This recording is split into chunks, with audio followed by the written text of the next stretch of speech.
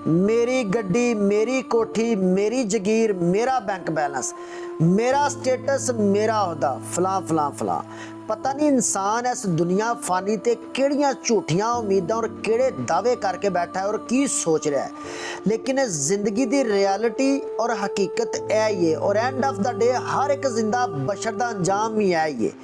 कि इंसान को अपनी जिंदगी का और अगले आने वाले साह का भी पता नहीं है कि अगले लम्हे के अंदर इंसान को दूसरा साह भी आना है या नहीं आना, क्योंकि कुल्लो नफ्सिन जायकातुल मौत। दुनिया के अंदर हर जिंदा बशर ने मौत का जायका जरूर चखना है।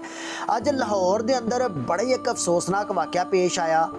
और यह वीडियो भी बहुत ज़्यादा सोशल मीडिया ते गर्दिश कर रही है कि एक स्कूल के अंदर टीचर जिहड़े ने दुराने लैक्चर उन्होंने हार्ट अटैक होया और अपनी जान की बाजी हार गए।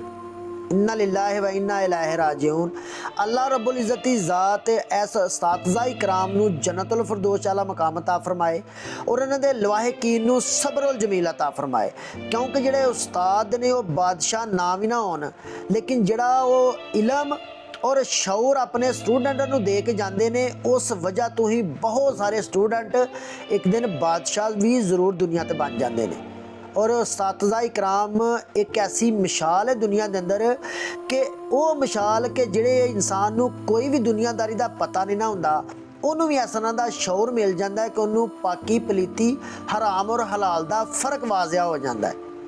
लेकिन यह वीडियो अखां दे सामने आई है, यकीन करो बहुत ज़्यादा अफसोस होया है और बड़ा तज्जब भी होया है कि इंसान है की है। बड़िया बंदा बड़का मारदा है, बड़े बड़े दावे करदा है, बड़े बड़े चैलेंज करदा है एक दूसरे को, लेकिन एंड ऑफ द डे हर बंदे दी चाहे वो गोरा है काला है,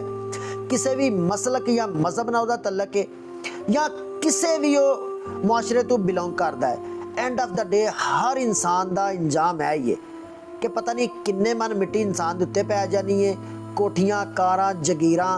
बैंक बैलेंस सारे स्टेटस सारे उहदे इस दुनिया ते रह जाने ने और इंसान दे नाल ही हर चीज़ दफन हो जानी है। बाकी अल्लाह ताला दी ज़ात साढ़े सारे दा अपना रहम और करम करे।